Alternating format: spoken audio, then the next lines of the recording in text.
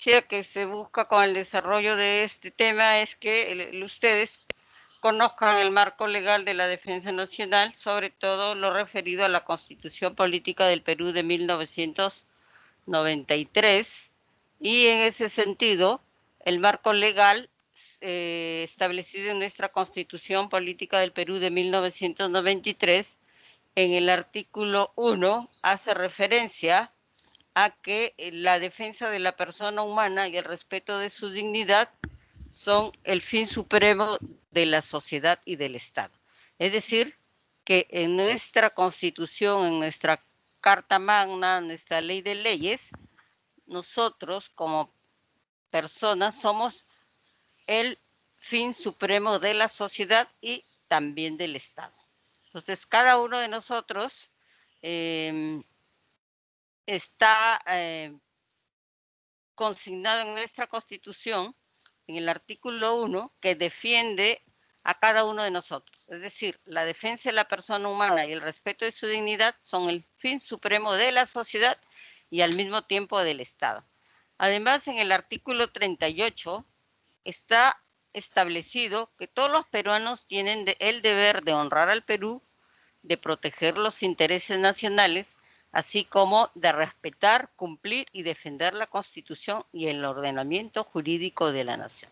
Es decir, nosotros como peruanos tenemos, además de derechos, también tenemos deberes, y esos deberes también están establecidos en nuestra Constitución, ¿ya? La cual indica de que todos tenemos el deber, así como tenemos derechos, también tenemos deberes. Y en estos deberes, consignado en el artículo 38, todos tenemos el deber de honrar al Perú, de proteger los intereses nacionales. ¿Cómo protegemos los intereses nacionales? Cuidando el patrimonio nacional, cuidando las áreas protegidas, los recursos naturales, todo lo referido a lo que tiene que ver con la nación, ¿no? Así como respetar, cumplir y defender la Constitución y el ordenamiento jurídico de la nación. Tenemos el deber de respetar, cumplir y defender todo lo que dice la Constitución y todo nuestro ordenamiento jurídico. En el artículo 43 nos señala que la República del Perú es democrática, social, independiente y soberana. Es decir, somos un sistema democrático. ¿Qué significa democracia? La democracia es el gobierno del pueblo, por el pueblo y para el pueblo, ¿ya? Es decir, que nosotros como pueblo también participamos democráticamente, ¿verdad? ¿Cómo lo hacemos? Cuando hay elecciones, por ejemplo, acá en abril van a haber elecciones donde elegimos a nuestros representantes, y el Perú, al ser una democracia, entonces, como demócratas, tenemos el deber de participar en estas elecciones porque somos una república democrática. Además, somos una república independiente y además tenemos soberanía. Y también nos señala este mismo artículo que el Estado es único e indivisible. Además, señala que su gobierno es unitario, representativo y descentralizado y se organiza según el principio de la separación de poderes. Es decir, que cuando nos señalan que el gobierno representativo es que nosotros, al elegir a nuestros representantes, ellos nos van a representar, ¿ya? ¿Y cómo nos representan? Cuando nosotros vía elecciones elegimos a nuestros representantes. Cuando vamos a las urnas y este gobierno, al ser unitario, representativo y descentralizado, se va a organizar según el principio de la separación de poderes.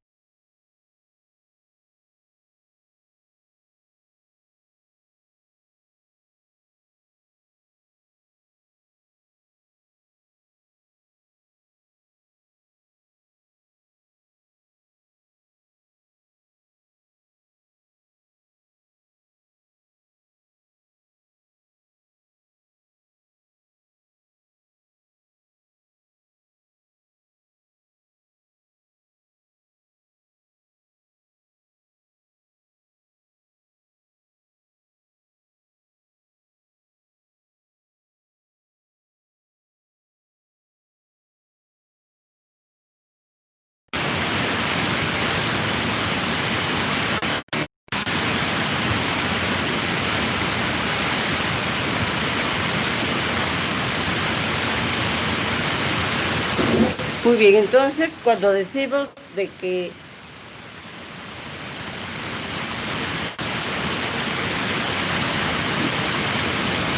cuando mencionamos que el gobierno es unitario, representativo y descentralizado y se organiza según el principio de la separación de poderes, ¿qué quiere decir esto de Doctora, que... disculpe, se lo escucha con bulla. Doctora, disculpe, se me escucha con bulla. Sí, perdón, ratito, ahí voy.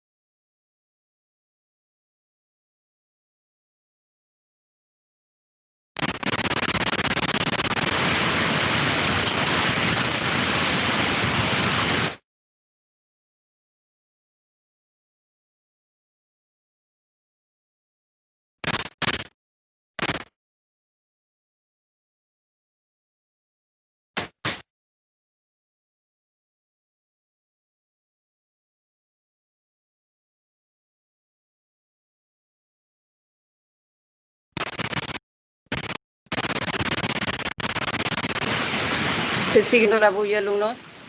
¿Se escucha bien ahora, alumnos? Escuchen,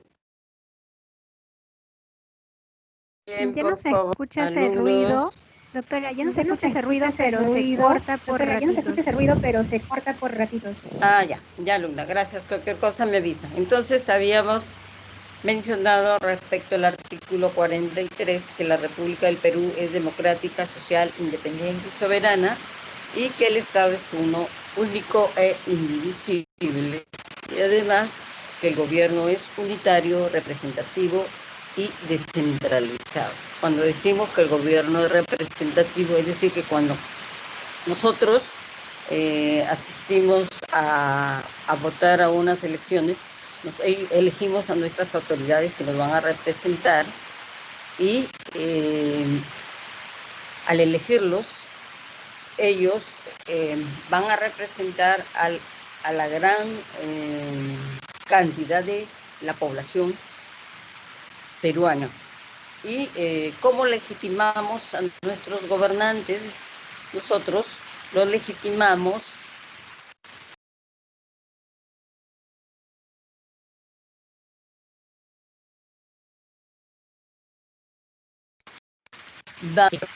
eh, obtengan la mayor cantidad de votantes, estos votantes le dan la legitimidad, ¿no?, a sus gobernantes. Y además es descentralizado porque en el Perú hay, se ha establecido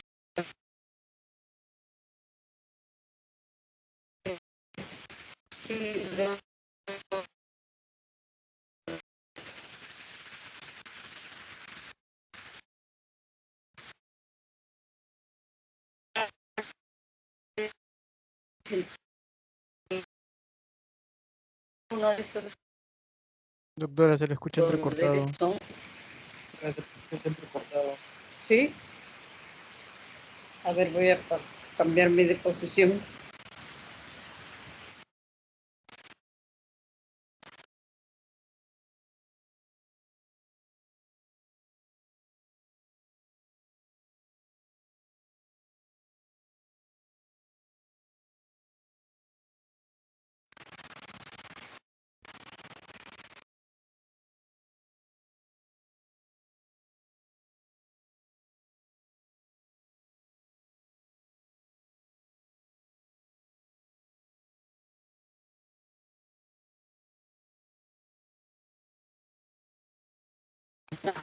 también consignado en la Constitución de que uno de los deberes primordiales del Estado es promover el bienestar general de la población. Es decir,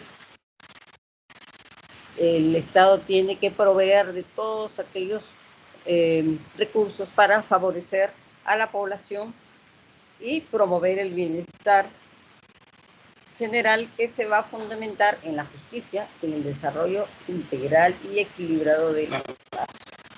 Asimismo, también señala que es deber del Estado establecer y ejecutar la política de fronteras y promover la integración, particularmente latinoamericana, así como el desarrollo y la cohesión de las zonas fronterizas en concordancia con la política exterior. Es decir, nosotros también estamos obligados como nación, como Estado, promover la política de fronteras y de integración en concordancia con la política exterior.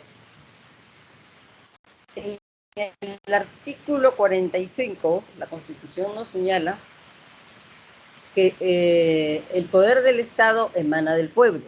¿Por qué emana del pueblo? Porque somos un Estado democrático, y cuando, como les había señalado anteriormente, cuando nosotros elegimos a nuestros representantes en las urnas, nosotros como pueblo le otorgamos el poder al Estado. Y entonces el Estado ejerce, ¿no?, este poder que el pueblo le da. Entonces, lo ejercen con las limitaciones y responsabilidades que le da la Constitución y lo que establecen las leyes. Entonces, además señala que ninguna persona, organización, Fuerza Armada, Policía Nacional o sector de la población puede irrogarse el ejercicio de ese poder. Hacerlo constituye un acto de rebelión o sedición. En el artículo 54 nos señala también que el territorio del Estado es inalienable e inviolable, es decir, que ningún otro país puede violar nuestro territorio, ¿verdad? ¿Y qué comprende el territorio nacional? Comprende el suelo, el subsuelo, el dominio marítimo y el espacio aéreo. Es decir, nuestro territorio es inalienable, es inviolable. Ningún otro Estado, ningún otro país puede violarlo, ¿verdad? Y entonces, para eso existe, digamos, nuestra Constitución, que nos respalda, y además nuestro territorio comprende el suelo, subsuelo, el dominio marítimo y el espacio aéreo que lo cubre. Entonces, habíamos dicho que el Estado comprende el mar adyacente a sus costas, así como su lecho y su suelo, hasta las distancias marinas medidas desde las líneas de base que establece la ley. En su dominio marítimo, el Estado ejerce soberanía y jurisdicción sin perjuicio de las libertades de comunicación internacional, de acuerdo con la ley y con los tratados ratificados por el Estado. El Estado ejerce soberanía y jurisdicción también sobre el espacio aéreo que cubre su territorio. Es decir, el Estado que comprende el mar adyacente a sus costas, ¿ya?, y hasta la distancia de 200 millas marinas. Estas 200 millas medidas desde las líneas de base que establece la ley. Entonces, y en este espacio marino, el Estado ejerce soberanía y también jurisdicción. Y luego también tenemos al Estado que ejerce soberanía sobre el espacio aéreo que cubre su territorio y el mar adyacente. Muy bien, ¿qué sostiene el artículo 42? En el artículo 42 de nuestra Constitución Política del Perú nos dice que la ley puede puede solo por razón de seguridad nacional establecer temporalmente restricciones y prohibiciones específicas para la adquisición, posesión, explotación y transferencia de determinados bienes. En el artículo 118 nos señala que corresponde al presidente de la República cumplir y hacer cumplir los tratados, las leyes y demás disposiciones legales. En el inciso 2 nos dice representar al Estado dentro y fuera de la República. En el inciso 3, dirigir la política general del gobierno. En el inciso 4 nos dice velar por el orden interno y la seguridad exterior de la República. En el 14 nos dice presidir el sistema de defensa nacional y organizar, distribuir y disponer el empleo de las Fuerzas Armadas y de la Policía Nacional. En el inciso 15 nos dice adoptar las medidas necesarias para la defensa de la República, de la integridad del territorio y de la soberanía del Estado, y también puede declarar la guerra y firmar la paz con autorización del Congreso de la República. En el artículo 137 nos señala que el presidente de la República, con acuerdo del Consejo de Ministros, puede decretar por plazo determinado en todo el territorio nacional o en parte de él, y dando cuenta al Congreso o a la Comisión Permanente los estados de excepción que en este artículo se contemplan. Entonces, por ejemplo, acá nos señala estado de emergencia en caso de perturbación de la paz o del orden interno, de catástrofe o de graves circunstancias que afecten la vida de la nación. Y en esta eventualidad puede restringirse o suspenderse el ejercicio de los derechos constitucionales relativos a la libertad y a la seguridad personal, la inviolabilidad del domicilio y la libertad de reunión y de tránsito en el territorio comprendidos en los incisos 9, 11 y 12 del artículo 2 y en el inciso 24, apartado F del mismo artículo, y en ninguna circunstancia se puede desterrar a nadie. Luego nos señala que el plazo del estado de emergencia no excede de 60 días. Y en el supuesto de que se quisiera exceder más de 60 días, su prórroga requiere un nuevo decreto. Y también señala que en estado de emergencia las Fuerzas Armadas asumen el control del orden interno si así lo dispone el presidente de la República.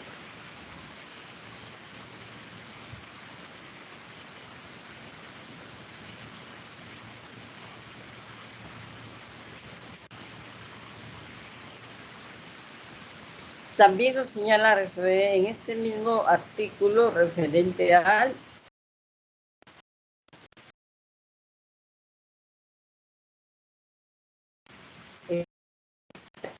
guerra inminente de que se produzcan convención de los derechos fundamentales cuyo ejercicio no se restringe o no excede de 45 días. Al decretarse el estado de sitio, el Congreso se reúne de pleno derecho y la prórroga requiere también, así como en el estado de emergencia, ¿no? También en este estado de sitio, la aprobación del Congreso.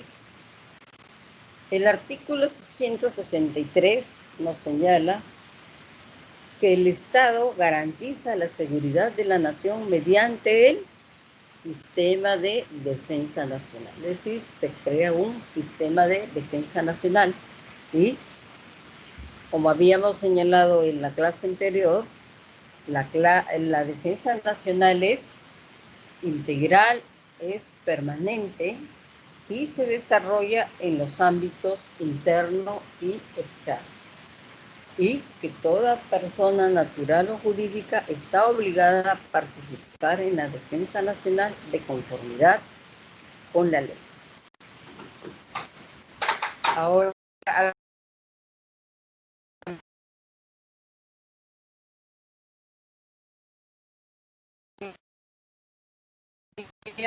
sosteníamos que la defensa nacional es integral y permanente. ¿Alguien de ustedes podría responder?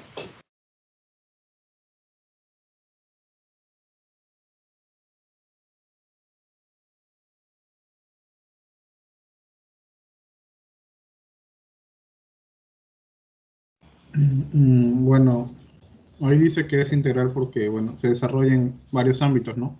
Sea interno, externo, ¿no? Sea también civil o bueno, a gran escala también, ¿no? Y es permanente porque siempre es constante durante en el tiempo, ¿no? Es constante en el tiempo porque siempre debe permanecer para la seguridad ciudadana, ¿no? De la población peruana.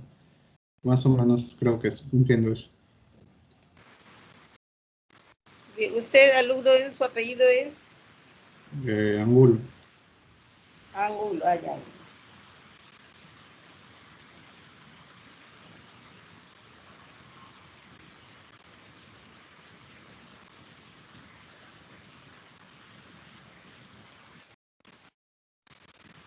Muy bien, ¿alguien más, alumnos?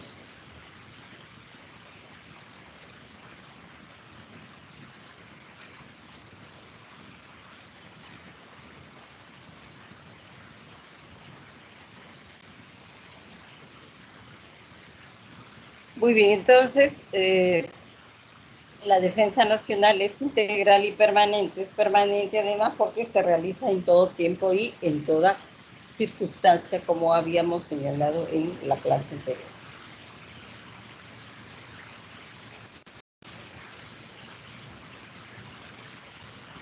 En el artículo 164 se nos señala que la dirección, la preparación y el ejercicio de la defensa nacional se realiza a través de un sistema cuya organización y cuyas funciones determina la ley y que es el presidente de la República quien dirige el sistema de defensa nacional y que la ley va a determinar los alcances y procedimientos de la movilización para los efectos de la defensa nacional.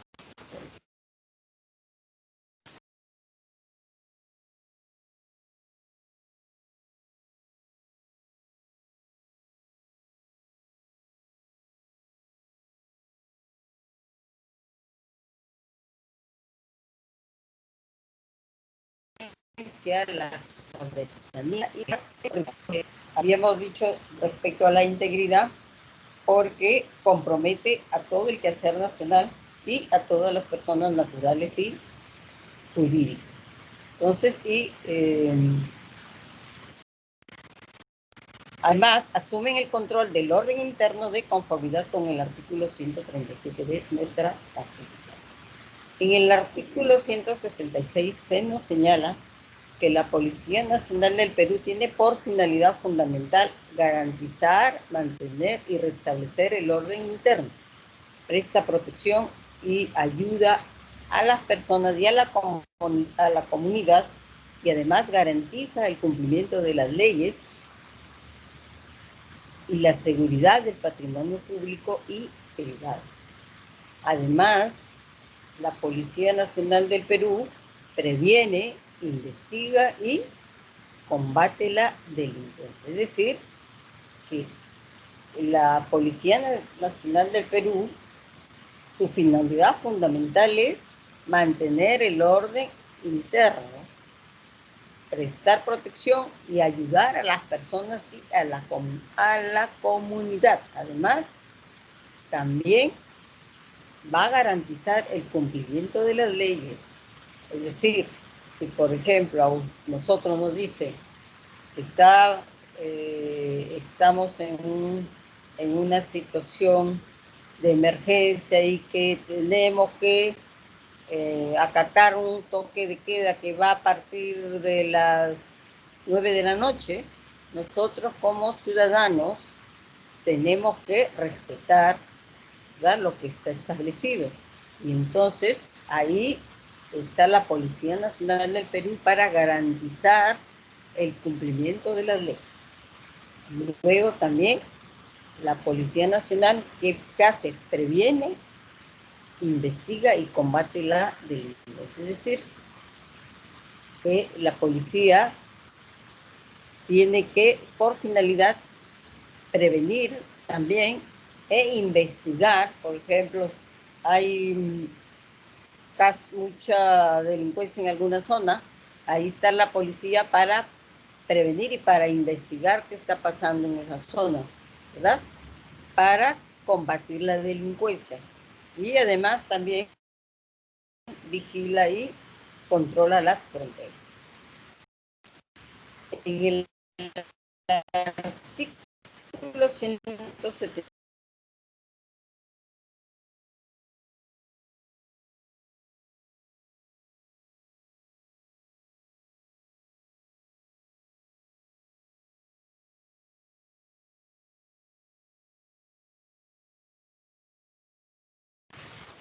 el Perú, el Acuerdo Nacional, el Plan Estratégico de Desarrollo Nacional, Plan Bicentenario,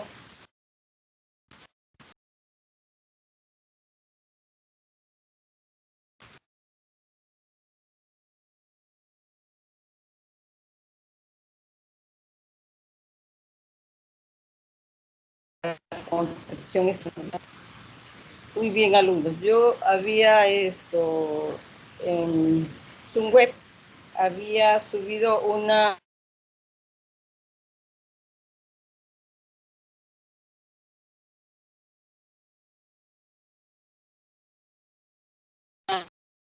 lectura.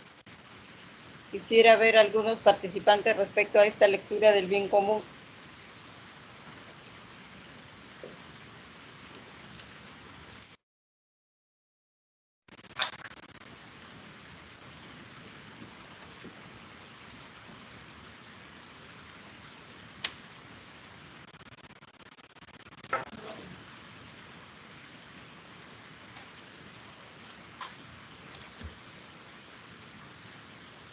Doctora.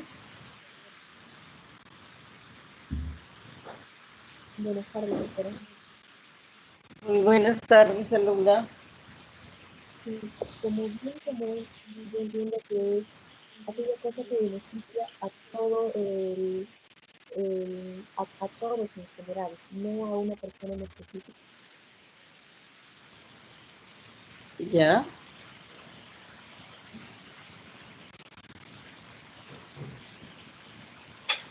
¿Está bien? Sí, alumna. ¿Usted ha leído la lectura, alumna, sobre bien común?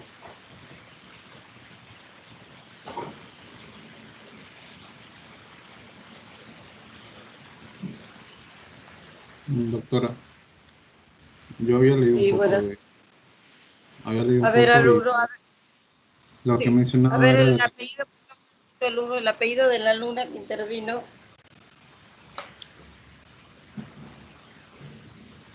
Alumna, su apellido.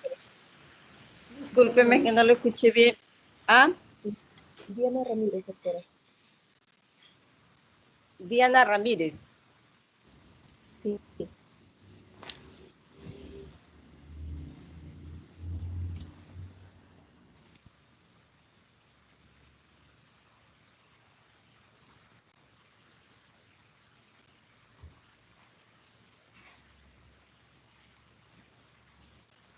De Ramírez Pacheco, alumna. Sí, doctora. Diana Ramírez Pacheco. Ya, gracias, alumna. A ver, alumno, usted, a ver, por favor. Sí, doctor. Había leído el texto, una parte, y hablaba separaban la palabra bien común, ¿no? En una bien y común. Y hablaba de la concepción aristotélica y una concepción de Tomás de Aquino también. Y bueno, Ya. menos se va a mencionar que el concepto de bien común, bueno, hay varios conceptos de bien común, pero uno general podría ser hablaba de que es hablaba de ser un buen ciudadano, ¿no? De un bien, hablaba de bien como Dios, que bien era Dios, y también hablaba de común, de comunidad, y hablaba de que se trata de ser un buen ciudadano, bueno, un ciudadano que cumple las normas, ¿no? Y también que al final que guía a Dios también, mencionaba bastante, mencionaba eso. Había varias concepciones también de seguridad, bien común, ¿no? El bien de... Separaba también una concepción capitalista y una concepción marxista también de lo que es el bien común. Bueno, eso es más o menos es lo que había entendido. Ah, Y ujú. para ya usted que ha leído un poco la lectura, ¿cuál es su posición respecto a esta definición o tiene Sí, alguna crítica o bueno, está de acuerdo? sí, estoy de acuerdo porque hablaba de que el bien común es algo que es parte de todos, ¿no? Y que nos ayuda a desarrollarnos como personas, ¿no? Nos ayuda, el bien común siempre es la sociedad, el bienestar de toda la población, ¿no? Es bueno para todos en sí porque nos ayuda a desarrollarnos nos ayuda a desarrollarnos no solamente no solo personalmente, ¿no? Sino en comunidad. Y también te ayuda a ser virtuoso, te da virtud, ¿no? Supongo, sí, estoy de acuerdo con la lectura. Ujú. De lo que es el... ¿Usted es Angulo alumno? Sí, soy Angulo. Sí. Angulo, ya. Gracias, alumno. ¿Algún otro alumno con respecto a la lectura? A la otra. Sí, alumno. Eh, Jimana, sí, ya, a ver, alumno. Escuchamos. había leído también en otra parte, ¿no? En que esto tiene múltiples definiciones, pero lo que me llama la atención es que uno cuando busca el bien para sí, para uno mismo, eh, intencionadamente está también dando el bien hacia los demás, el bien hacia la sociedad.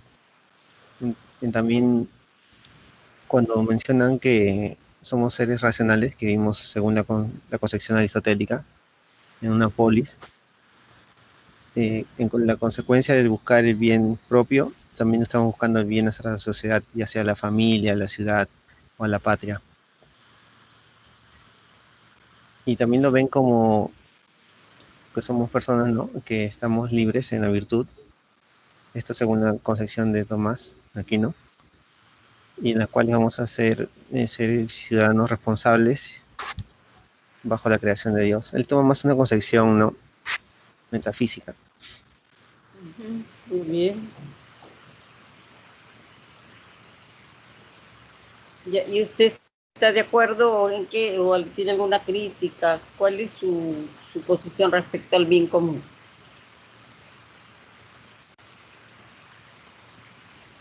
El bien común que es lo que se debe buscar en una armonía en la sociedad, ¿no? Para que ésta surja, no Ya. solamente independientemente o aislado, ¿no?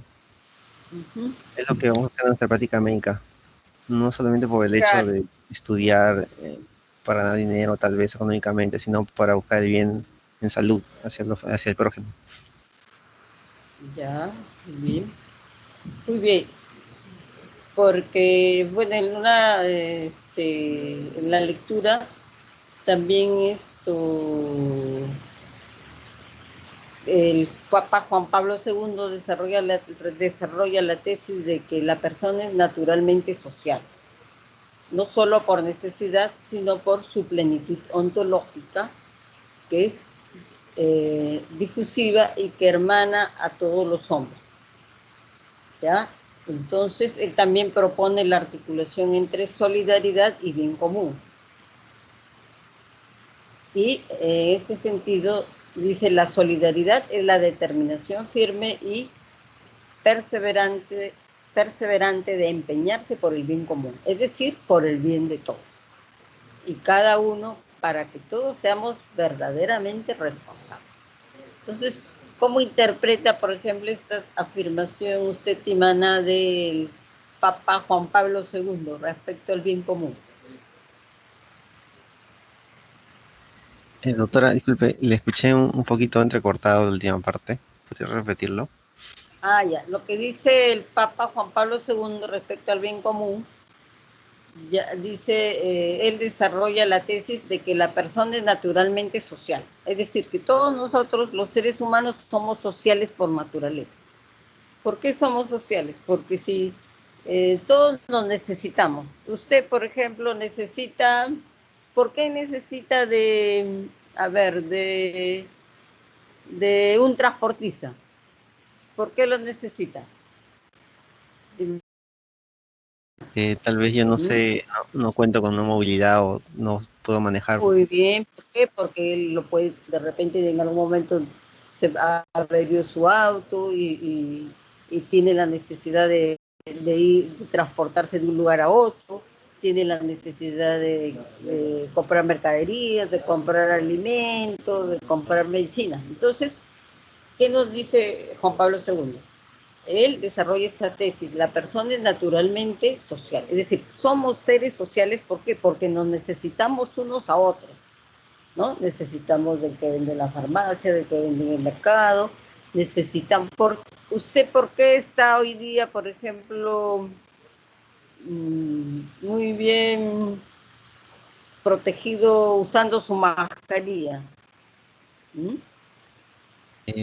Porque tengo seres queridos, ¿no? El cual son personas de riesgo en mi Y entorno, entonces pretendo claro, protegerlas. y otras personas también han participado en la elaboración de esta mascarilla que le está siendo útil para usted. Ujú. Entonces, en ese sentido, ¿qué nos dice Juan Pablo?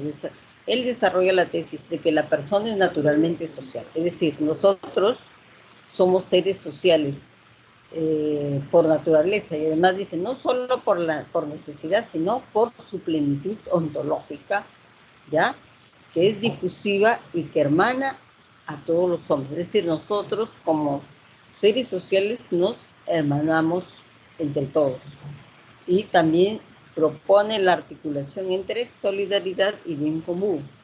La solidaridad, dice, es la determinación firme y perseverante de empeñarse por el bien común, es decir, por el bien de todos. Es decir, todos debemos determinarnos y empeñarnos por el bien común, ¿no? Entonces, dice, es decir, por el bien de todos y cada uno para que seamos verdaderamente responsables de todos. Es decir, todos somos responsables de todos, utilizando esta tesis de Juan Pablo II. ¿Algo más que agregar, Timana? Bueno, a lo que dijo, mencionó, llego a la conclusión de que todos nos complementamos, así como usted mencionó, ¿no? Para ser un ser pleno. Sería todo. Gracias. ¿Alguien más, otro alumno, a ver, respecto a esta lectura? Doctora, un poco coincidiendo y agregando en lo que dijo el compañero Giancarlo Timaná, Santo Tomás de Aquino tenía una frase que decía, se dice subsistir al existir por sí y no en otro. Ya. También si bien tenemos aquí un enfoque espiritualista, metafísico que Tomás de Aquino muestra, es claro que va a llegar un punto de discordancia en el que hasta qué punto es el bien personal y hasta qué punto brilla el bien común, ¿no? Por De la comunidad. sí, la capacidad de poder discernir de que las acciones que uno vaya a tomar respecto a sus decisiones, muchas veces que involucren a su cuerpo, muchas veces que involucren a su actitud, a su estado más básicos, puede repercutir en la sociedad y en los bienes de los otros. Aquí tenemos un fin metafísico, entonces está primado en valores bastante tajantes y claros, pero podríamos diferir que encontramos un punto de quiebre en Ya. contraste el bien personal y el bien común que difieren.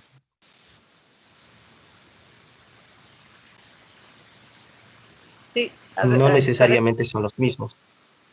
Sí, pues. Se le escucha entrecortado, Luno. Sí, disculpe, porque si en todo caso seríamos todos una unidad, todos seríamos un complemento, pues esto sería magnífico, ¿no? Todo sería excelente. Pero cierto es que la sociedad es un poco más complicada. Más compleja de entender. Y todos Ujú. también somos complejos. Sí, somos complejos porque podemos decir una cosa, pero podemos actuar de otra manera. Podemos Podemos... hacer otro. Se le escucha entrecortado, Luno. Disculpe, doctora, debe ser mi computador. Sí. A ver, la última parte no le escuché al Luno. A ver, por favor. La última parte, bueno, hablé de tanto que ni me acuerdo, pero, pero creo que lo que quería decir o a lo que quería llegar era que, pues, desde el punto de vista religioso, metafísico, Dios nos dio el libre albedrío con la capacidad de discernir lo bueno y lo malo y poder tomar decisiones propias. Desde esa perspectiva, nosotros tenemos la capacidad de ver hasta dónde es el bien personal y hasta dónde dar el bien común. En la lectura, los compañeros han hecho referencia, pues el bien personal es igual al bien común y hay una constante en ellos. Sin embargo, en la sociedad real vemos que hay una completa diferencia, pues vemos que y de repente necesitaríamos más lectura, un análisis mucho más profundo desde mi perspectiva. Ya, Luno.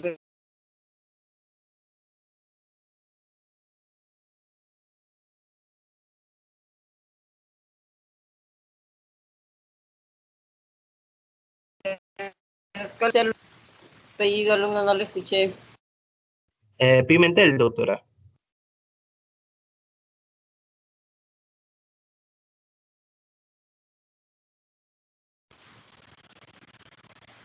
Relly Pimentel Sánchez. Sí, doctora, Reilly Pimentel Sánchez. Ya, gracias, Luno.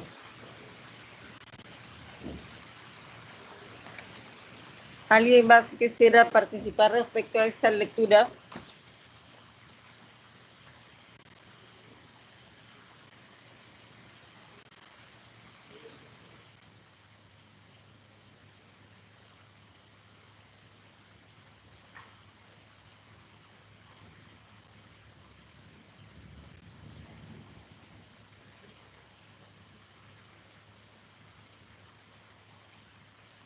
¿Alguien más?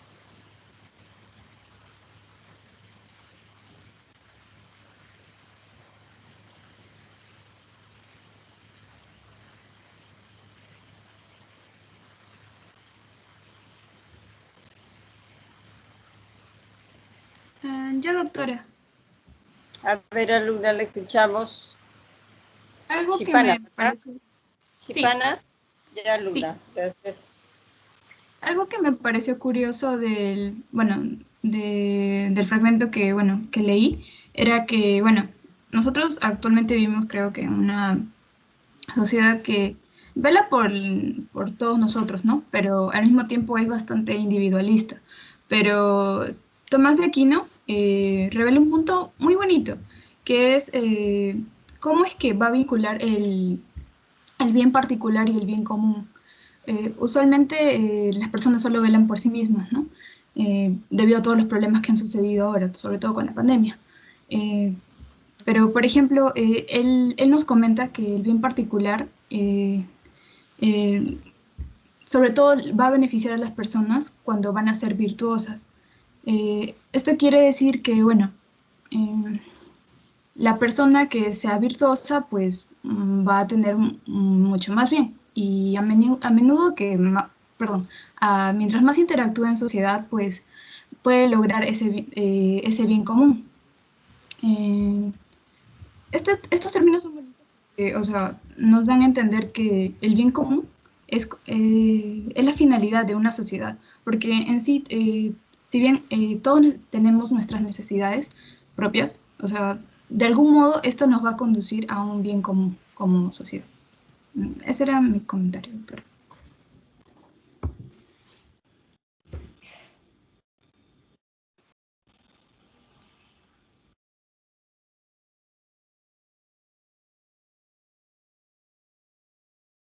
Ya, Chiva.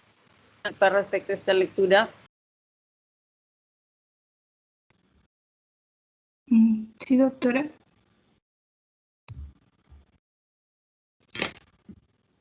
escucho, alumna.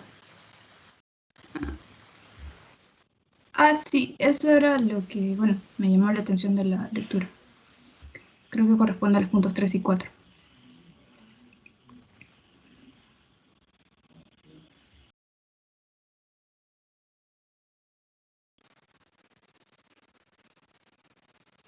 Ya, gracias, Chipan.